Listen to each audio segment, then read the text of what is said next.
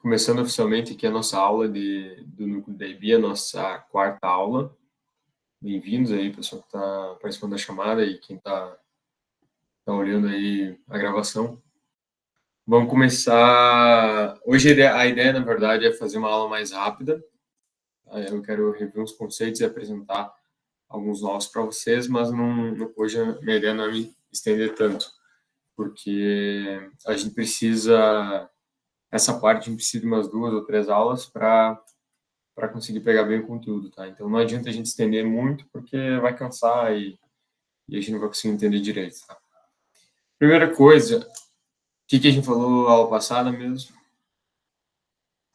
Quem lembra? Na aula passada, a gente falou sobre valuation, tu apresentou aquelas apresentações que tu fez no Challenge, falou principalmente em relação a como faz valuation, no final da aula falou sobre o WACC e tal, e ficou de falar mais sobre isso. Tá, beleza. A gente relembrou algumas coisas. Oi? Pode falar, Gustavo. Também falou que o mais importante é como apresentar o projeto, né? Como é apresentar para os investidores. Também. Eu acabei esquecendo, não botei lá no Drive os modelos de apresentação, mas eu vou pôr. Tem mais um que eu e o Robson a gente fez esse final de semana, mais o Robson do que eu, na verdade, que a gente fez que dá para botar lá como um exemplo de análise setorial, tá? A gente relembrou a aula passada também como os 3 demonstrativos se conectam, né? O balanço patrimonial, DRE e fluxo de caixa. E a gente relembrou também sobre o que é capital de giro.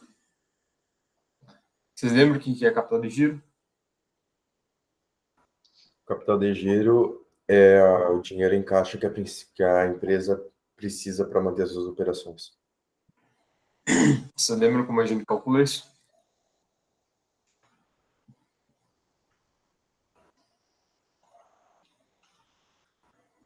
Vai, é uma conta bem extensa. Eu lembro que tinha um rolê lá de NoFat e tal, tinha um fluxo de caixa livre.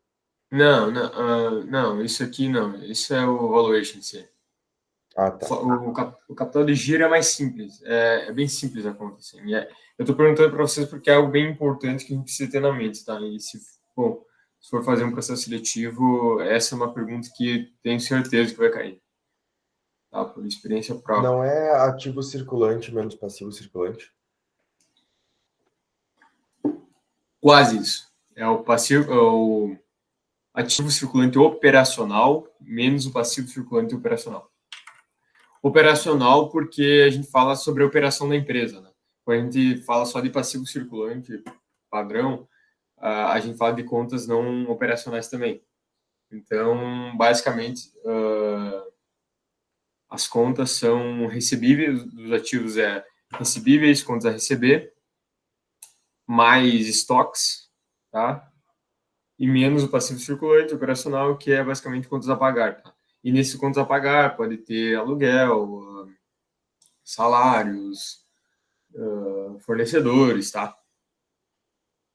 Então, beleza. Eu vou abrir aqui um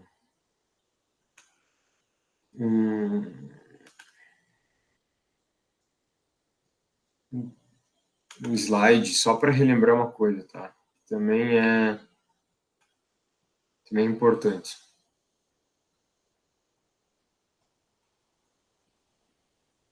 Cara, não consigo encontrar o nosso slide no Drive, tá? Enfim. Mas vocês lembram como a gente conecta os 3 demonstrativos financeiros? Tá, basicamente assim, o nosso lucro da DRE, ele vai para a primeira linha do fluxo de caixa. A gente põe de volta a depreciação e amortização, porque são contas não caixa, não vai afetar o caixa da nossa empresa, e a gente adiciona a variação do capital de giro. Daí, não sei se vocês lembram, mas no fluxo de caixa, no demonstrativo de fluxo de caixa, a gente tem o fluxo de caixa operacional, investimento e financiamento. Lá embaixo, no final, a gente vai ter o fluxo de caixa final. E esse fluxo de caixa final a gente vai adicionar lá no caixa da conta de ativo, tá? E o nosso lucro líquido, que a gente viu lá na DRL, vai como lucro acumulado lá para nosso PL, nosso patrimônio líquido. Tá? Resumindo isso aí. Eu fiz essa lembrança aí para a gente, só para dar uma refrescada, porque a gente vai lidar um pouquinho com alguns desses termos, tá? Tá, vocês enxergam, né? Sim. Tá. Vocês lembram o que é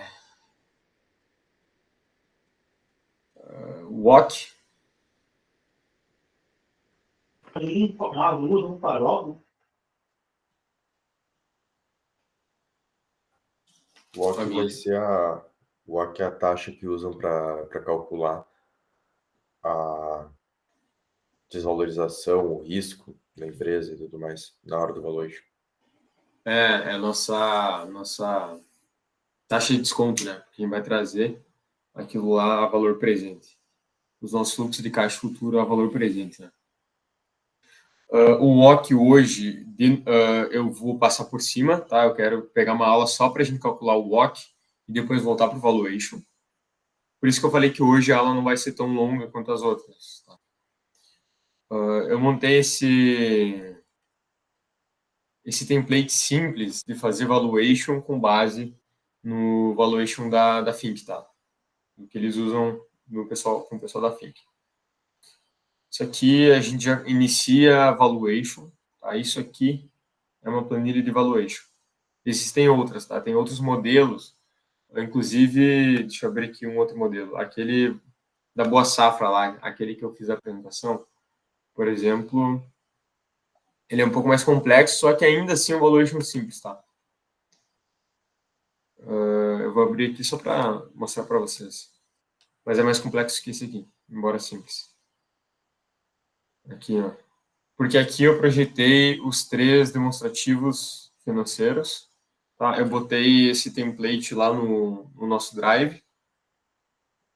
Eu projetei a DRE, projetei o balanço patrimonial, o fluxo de caixa. E fiz o nosso fluxo de caixa da firma, aqui, fluxo de caixa livre da firma, e trouxe o valor presente, mostrei a ação a R$16 e mostrei alguns cálculos aqui. Uma tabela de sensibilidade. Pode falar. Eu não vejo que levantou a mão, então é só falar. Não, só mandei ali em relação às câmeras. Pode seguir.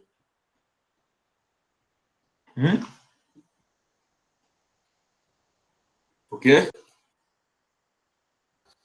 Só mandei ali em relação às câmeras. Pode seguir. Tá. Tá. Esse modelo aqui, ele é extremamente simples, tá? Porque a gente vai estar introduzindo o valuation. Vocês lembram o que a gente quer fazer no valuation? Que a gente sempre fala. A gente não merece tanta. Projetar o valor Tanto futuro custo, né? da empresa. Encontrar o valor presente da empresa, na verdade. Para a gente. Lembra, existem 3 métodos de valuation, que a gente sempre falou. O primeiro é past transitions. Transitions são as transações passadas. A outra são os múltiplos. Olha, E o outro fluxo mas de caixa. graças a Deus. Múltiplos e DCF. Nosso fluxo de caixa descontado. Esses são os 3 múltiplos, são os 3 métodos de valuation. E que lembra que a gente falou na primeira aula. Por que a gente usa isso? Porque o valor de uma empresa é algo difícil de se encontrar. Então, a gente procura o máximo de informações possíveis, de fontes possíveis, e a gente vai calcular um range. E o valor da nossa empresa vai girar em torno desse range. E daí, esse range vai ser em torno dessas 3. Tá? Como eu dei um exemplo na outra aula, digamos que a gente olhou transações passadas, a gente encontrou uma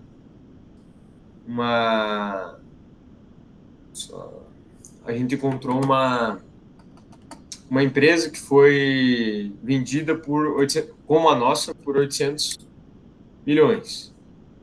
Quando a gente compara múltiplos, a gente encontrou, sei lá, 600 milhões, e quando a gente fez nosso fluxo de caixa descontado, a gente encontrou que a nossa empresa vale 1.300. Então, o valor total, digamos, nosso valuation, ele vai girar em torno disso aqui, ó. A média, que nem vai girar em torno de 900 milhões, tá? Nossa empresa vai girar em torno. Que, se vocês lembrarem, foi o que eu fiz naquela apresentação que eu mostrei. Eu peguei eu fiz uma triangulação e mostrei o quanto chegaria o valor da ação. Lá eu não calculei o valor da empresa, quer dizer, eu calculei o valor da empresa, mas eu demonstrei por ação, porque era uma empresa aberta em bolsa, tá? Vamos agora para o valuation. Para a gente fazer o valuation, a gente vai começar aqui por essa tabelinha aqui, extremamente simples. Primeiro eu vou mostrar para vocês o que é ela, tá? Aqui a gente tem a DRE, tá? Tanto é que a gente tem o revenue, o crescimento, o nosso custo nosso CMV, nosso custo de mercadoria vendido, o nosso SG&A, que é o administrativo, e um pouco operacional, contas operacionais, e a gente chega no EBITDA, tá? A gente vai descontar a depreciação e amortização, aquelas contas não caixa, e aí vai chegar no EBIT. Quando a gente vai fazer valuation, a gente começa pelo EBIT, porque o nosso fluxo de caixa da firma, a gente vai basicamente vai pegar o EBIT, vai somar o imposto, tá? O tax, e aí vai chegar no NOPAT. Então, basicamente, o fluxo de caixa da firma é NOPAT, mais depreciação e amortização. Por que mais depreciação e amortização? Porque são contas não caixa. Contas não caixa, exatamente. Mais ou menos, botei 2 mais, né? Mais ou menos a variação de capital de giro. Lembra, a variação de capital de giro é o capital de giro que varia de um ano para o outro. Tá? Menos o CAPEX. Vocês lembram o que é o CAPEX? Investimento em capital imobilizado. Isso. E aqui a gente está usando o fluxo de caixa livre da firma, tá? Vocês lembram a diferença do fluxo de caixa da firma para o fluxo de caixa livre do equity, lá que eu mostrei para vocês? Pior que não. Porque no fluxo de caixa da firma, a gente usa dívida, tá? A gente vai usar o fluxo de caixa do equity quando a gente não vai usar a alavancagem da empresa, tá? A gente vai projetar a dívida da empresa. Nesse exemplo aqui, ó, e aqui a gente chega no fluxo de caixa da firma, tá? Que é o valor, a gente vai ter o WACC, o NPV, o crescimento na perpetuidade, e aqui o fluxo de caixa, o capital de giro, como é que trabalha, como é que a gente calcula, tá? Então, vamos lá na primeira linha. Basicamente, isso aqui é um valuation, tá? Que nem eu mostrei para vocês, naquele meu outro exemplo, ele ficou mais completo, mais complexo, porque no valuation tu pode ir adicionando coisas, pode adicionar linhas, pode adicionar diversas coisas que vão fazer teu valor ser mais preciso, entende? Tá, mas esse aqui, vamos começar. 24A e 25, 26, 27, 28 e 29E. Aqui a gente projetou 5 anos, tá? No fluxo de caixa da FIA, no fluxo de caixa descontado, a gente vai projetar 5, 7, 10 anos, tá? Costuma ser isso. Só que, como eu expliquei para vocês, uma empresa ela não dura só 5 anos, né? Quer dizer, pode durar 5 anos. mas a gente vai calcular, vai considerar que ela exista pela eternidade. Então, a gente vai calcular a perpetuidade. Tá? Mas, basicamente, é o seguinte, isso aqui, esse 24A é o nosso ano presente. Eu peguei um ano fechado, tá? Aqui, a nossa receita, eu botei que é 100. Eu botei números bem simples para facilitar o entendimento, tá? E os cálculos. A receita aqui, eu botei que é 100. 100 unidades, tá? E o growth aqui é o crescimento. Lembra que eu falei para vocês as premissas? As premissas é o que a gente vai mudar na nossa modelagem que vai fazer alterar o crescimento da empresa. Isso aqui é uma premissa. Eu falei que para 2025 a empresa vai crescer 5%.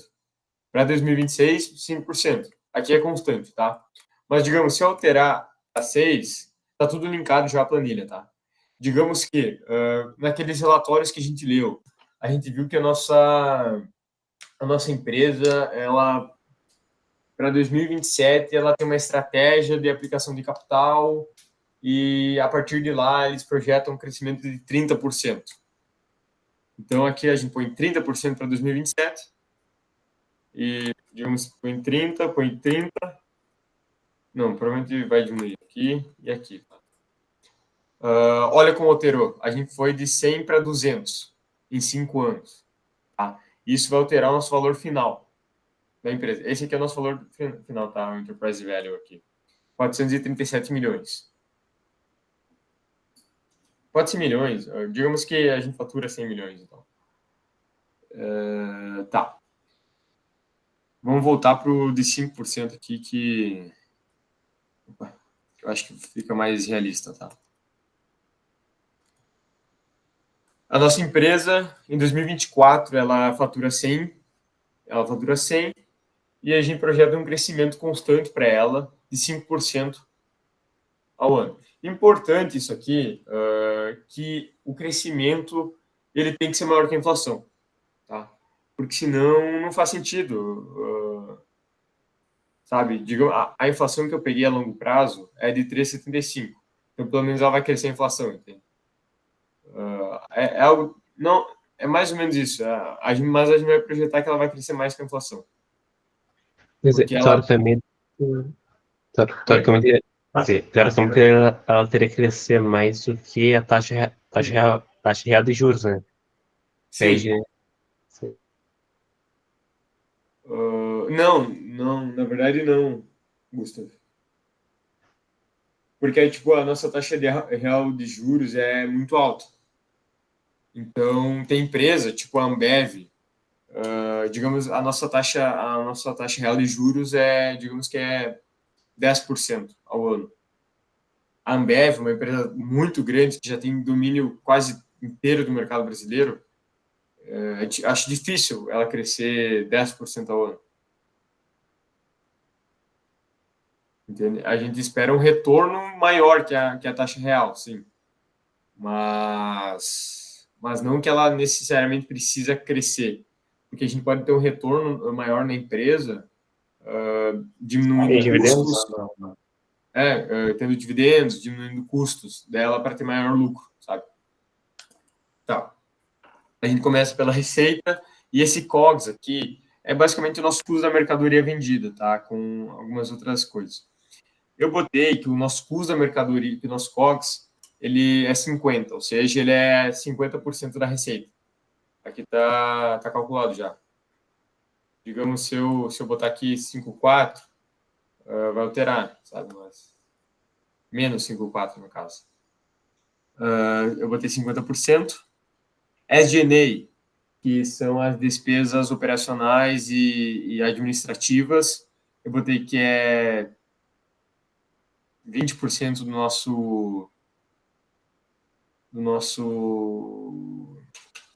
nossa receita, e eu botei que elas crescem a 3,75%. Ele está 4 aqui porque o Excel arredonda, tá? E ele está 3,75 porque a inflação a longo prazo eu peguei de 3,75, tá? Então, basicamente, os nossos custos crescem a inflação. Já vai, pessoal.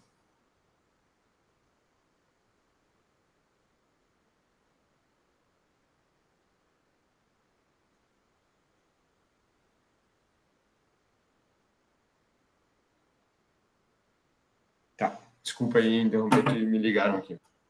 Então, nossos custos estão crescendo na inflação. Nosso EBITDA é a nossa receita menos o custo de mercadoria, o SG&A, a gente chega no EBITDA, tá? O nosso EBITDA aqui, supostamente, é 30%. Então, ele é 30% da...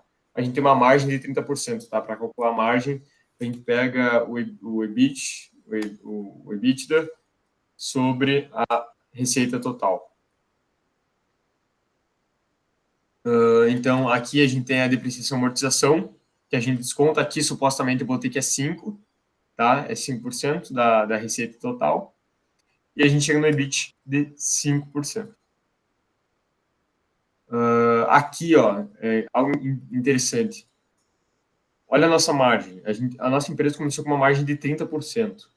Só que, ó, ela está 30%, só que aqui a nossa margem está 31%. Alguém tem uma sugestão de por que isso aconteceu?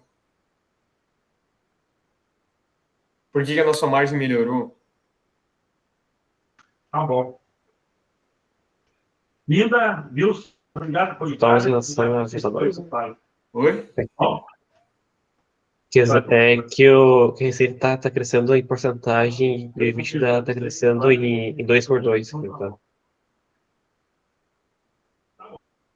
Sim, matematicamente. tá, o EBITDA está crescendo, mas diretamente, por que o nosso EBITDA cresce? Por que a nossa margem EBITDA está crescendo? Sim, a margem está crescendo porque o EBITDA está crescendo. Mas por que o EBITDA está crescendo?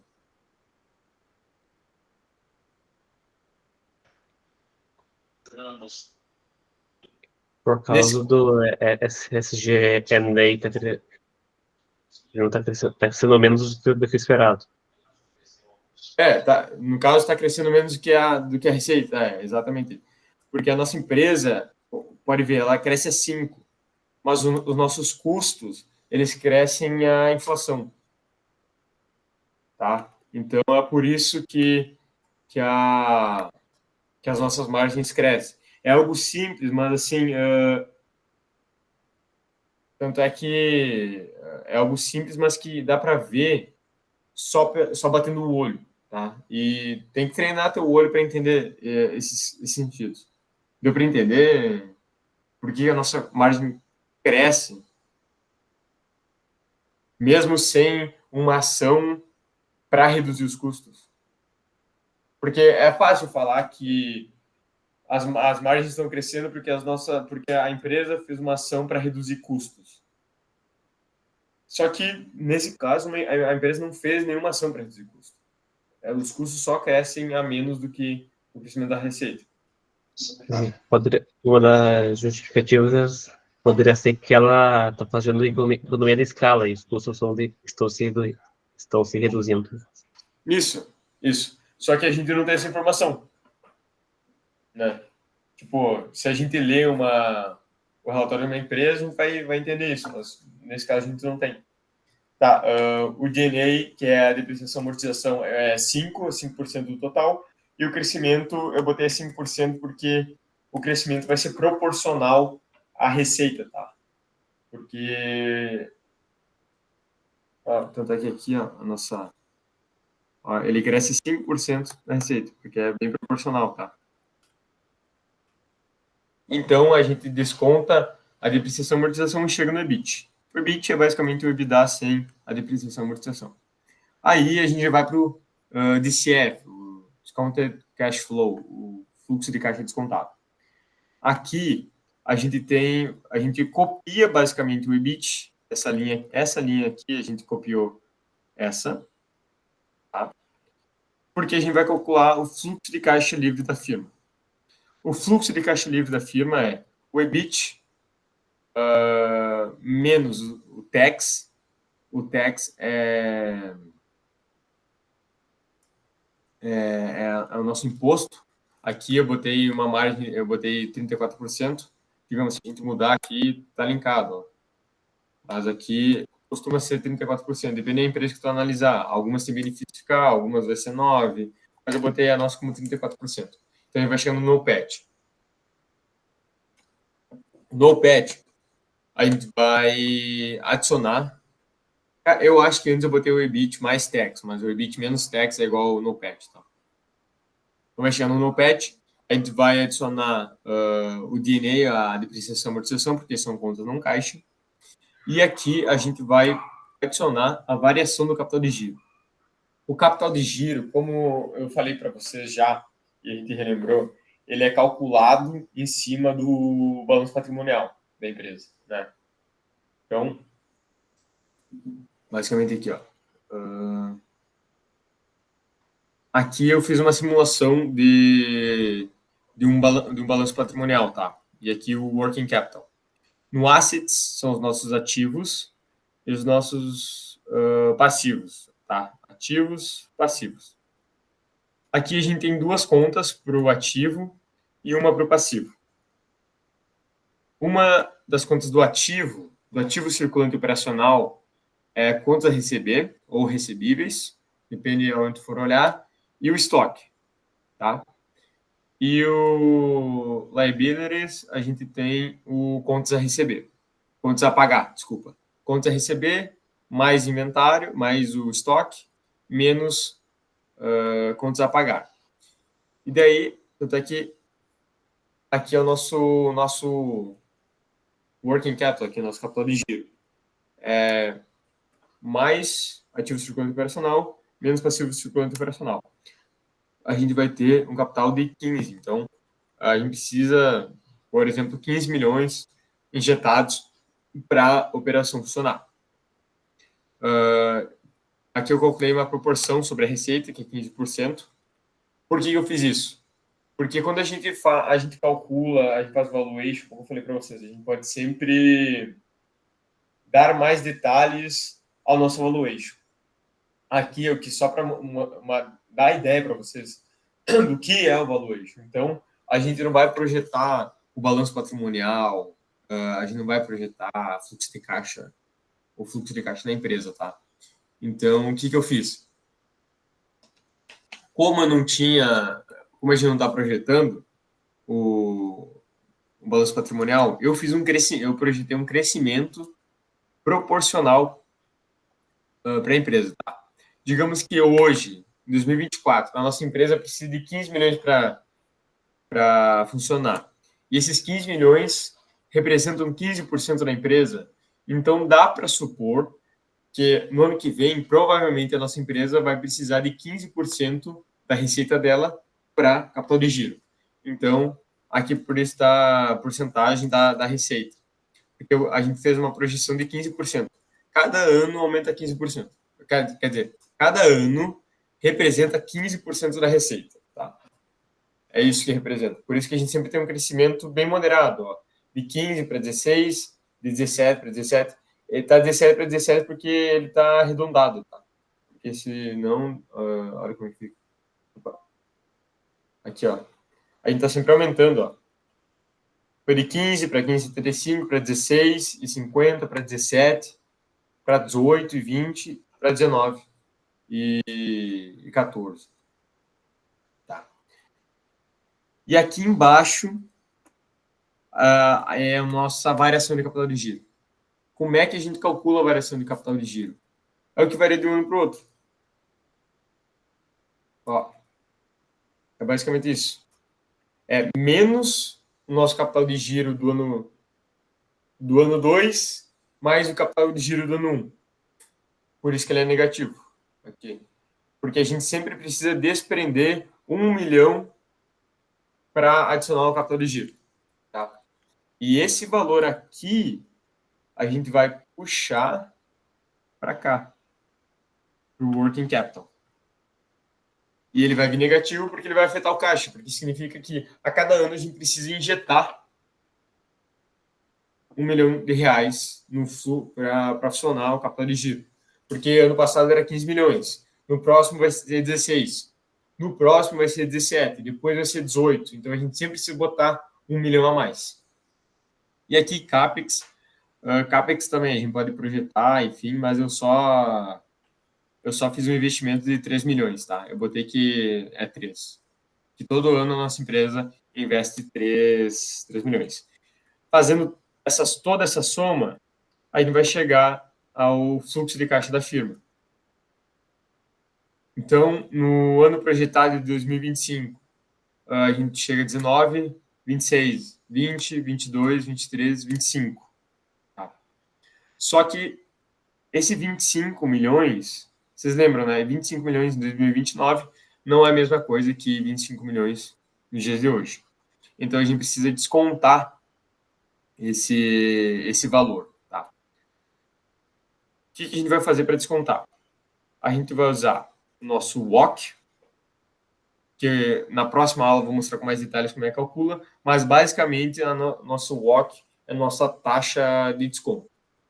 A nossa taxa de como é que a gente vai calcular o fluxo de caixa projetado?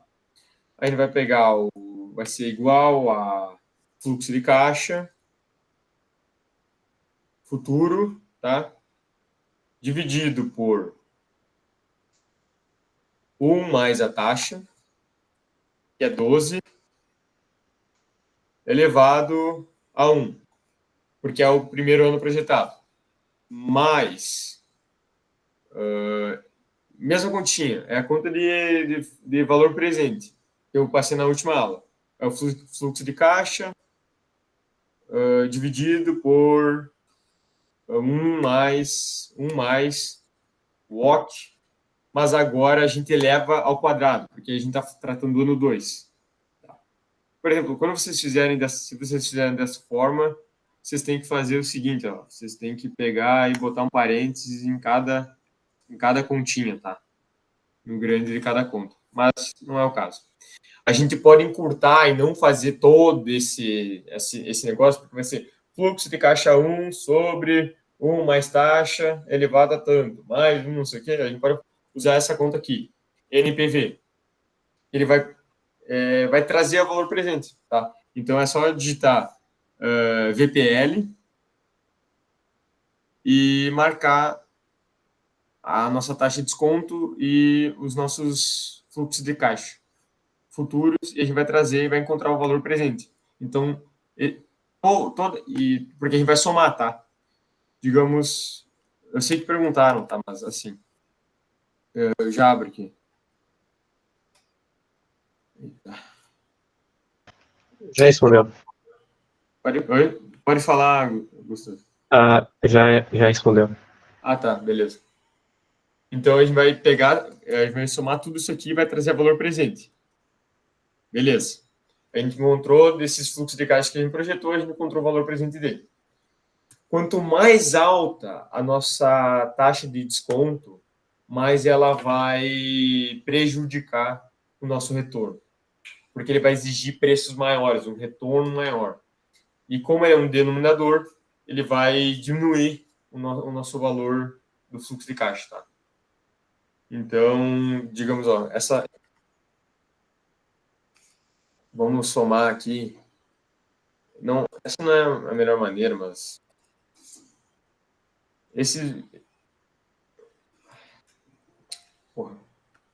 eu quero mostrar aqui para vocês de maneira isolada, ó. Igual o fluxo de caixa futuro, 1 mais a taxa, 12%. Pode fazer a fórmula do valor futuro também. Sim, mas eu quero mostrar para vocês aquele cálculo do valor presente, ó. Então, nossos 25 milhões, daqui a 5 anos, valem 14 hoje. Tá? E assim, é basicamente isso, ó. Que a gente vai fazendo. Aqui não deu, é que eu tenho que... Não deu certo. Mas é basicamente isso aqui, tá?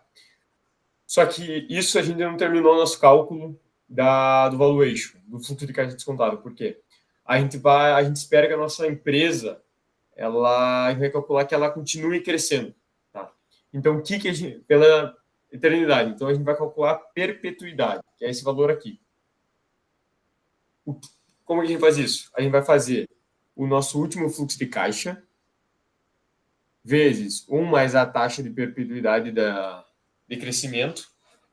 Algo importante, eu falei para vocês na aula passada, a nossa taxa de crescimento na perpetuidade não pode ser maior do que a inflação. Porque se for maior do que a inflação a longo prazo, a gente vai considerar que a empresa cresce mais do que a inflação e ela vai acabar dominando todo o globo, todos os mercados possíveis ela vai dominar, e a gente sabe que não é isso que acontece, né? Então, no nosso modelo, para a gente não fazer isso, a gente projeta no máximo até a inflação, tá? Nesse caso, está a inflação a longo prazo que eu usei. Ao invés de chegar a um 25,43, tá? Que é o crescimento, né, com a inflação. Então, e a gente vai usar o quê? Para calcular a perpetuidade, a gente vai pegar o nosso fluxo de caixa projetado e vai dividir pela nossa taxa de desconto menos a taxa de perpetuidade. E vai trazer ele a valor presente. Mesma coisa de antes. Então, nossos 302 milhões que valeriam a empresa na perpetuidade, trazendo a valor presente, vale 170 milhões. Tá? Basicamente é isso. Não tá a versão atualizada, tá? Mas o que a gente vai acontecer? A gente vai somar o nosso valor, o NPV, mais a perpetuidade. A gente vai chegar em 240 milhões. Só que, numa empresa, a gente tem que descontar a nossa dívida líquida. A dívida líquida é caixa,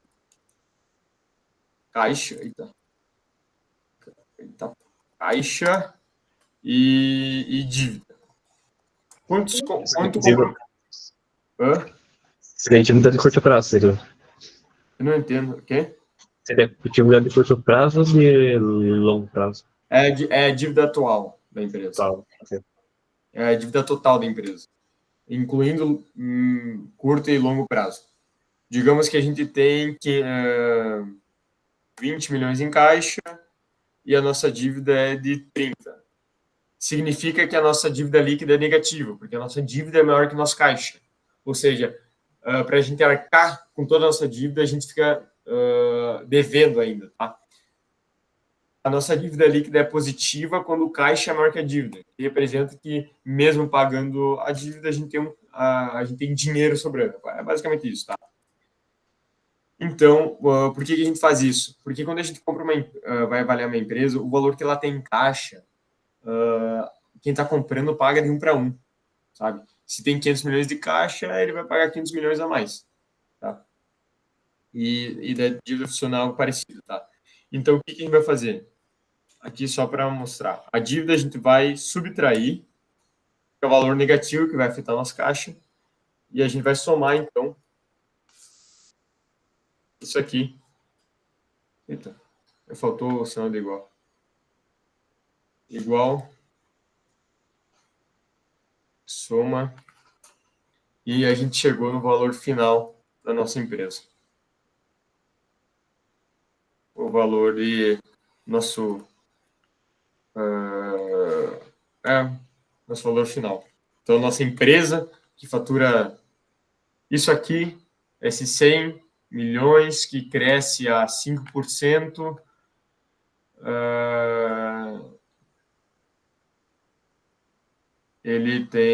ela vale 237 milhões. Tá? Vamos mudar umas coisas aqui. Vamos, sei lá, 10. Digamos que a nossa empresa está crescendo mais, tá? Ela está crescendo 10, ela está investindo em vender mais, digamos. Ela está ganhando mercado. Então, as premissas dela, aqui, ó, ela vai crescer 20%. Ela está só crescendo. Então, o nosso valor final é de 394. Viu como mudou já? Se a gente mexe nas premissas, tudo acaba diferenciando. Ó. Como a planilha está toda linkada, está tudo se conectando, tá? Digamos, se a gente aumenta a nossa taxa de desconto, vamos botar para 14, olha como afetou. Olha como um crescimento na taxa de desconto afeta o valor da nossa empresa, porque ela penaliza. Digamos que tem uma taxa baixa, digamos que é 9, olha o crescimento, olha como ela vale muito mais, porque ela está no denominador. Basicamente é isso aí. O que eu tinha separado para a aula de hoje é isso. Na próxima aula a gente vai trabalhar o WOC, tá? Eu vou mostrar para você como é que calcula a taxa de desconto. E daí a gente já vai linkar pro valuation em si, tá? Alguém tem alguma dúvida? Quer dizer, agora na situação do passado é que os juros americanos deixaram de ser uma taxa livre de risco e tiveram a double A para usar uma outra taxa? Cara, eu estava pensando isso ontem. Eu estava pensando como é que isso vai afetar o valuation.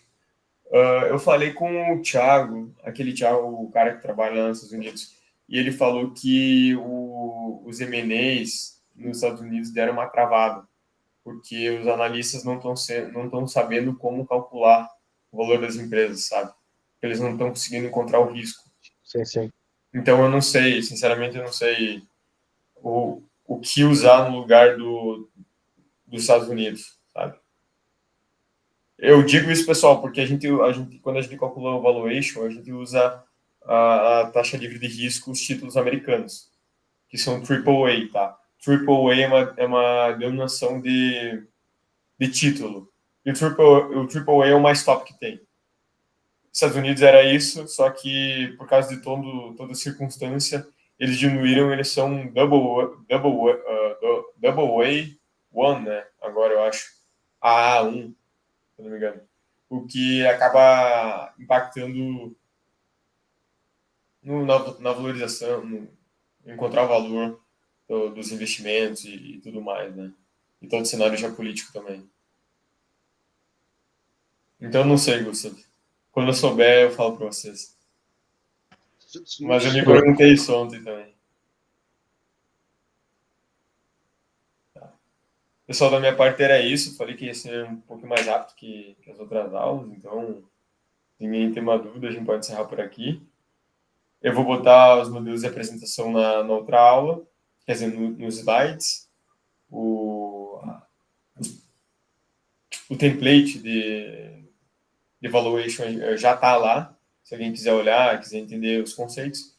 Próxima aula a gente trata de WOC, e daí na outra a gente faz uma análise em conjunto de uma empresa. O que vocês acham? Daí a gente junta tudo que a gente fez aqui, e daí talvez seja um pouquinho mais longo, mas a gente junta tudo aqui e mostra como é que faz a análise. E depois vocês fazem ali vocês e mandam pra gente. Tá? Isso aí então, pessoal. Valeu pela aula de hoje. Valeu, boa noite. Obrigada, Vitor. Tchau, tchau. Boa noite, gente.